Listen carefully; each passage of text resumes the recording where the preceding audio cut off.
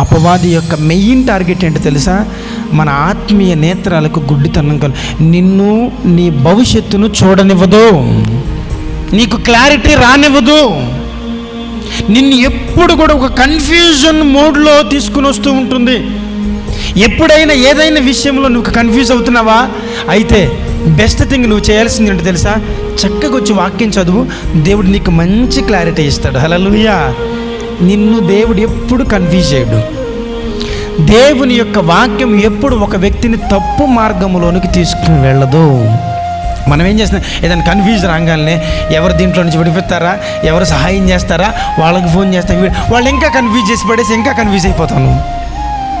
ఏ మానవుడైనా ఏం చేస్తాడు? ఇంకా కన్ఫ్యూజ్ చేసి పడేస్తాడు. ప్రయత్నం చేస్తాడు కానీ నేను బయటికి తీయాలనుకుంటాడు కానీ ఇంకా లోపలికి వేసేస్తాడు అనమాట. కానీ బెస్ట్ మెడిసిన్ అంటే తెలుసా? బెస్ట్ మెడిసిన్ వాక్యం. వాక్యం వాక్యం ఏం చేస్తుందనంటే నీకు మంచి క్లారిటీ ఇస్తుంది. నీ కన్నులకు ఉన్నటువంటి గుడ్డితనాన్ని తీసేస్తుంది.